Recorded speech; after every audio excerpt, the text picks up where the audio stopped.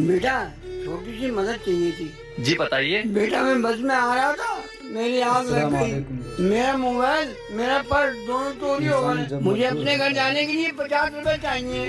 Uncle एक minute. Uncle आप किसी और से मांग लो। क्या हुआ?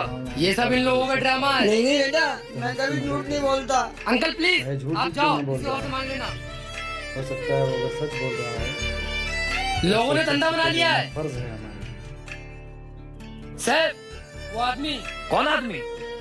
अरे वो जो सुबह मिला था, हमसे 50 रुपए मांग रहा था। हाँ चल। Uncle I am really sorry, मुझे लगा।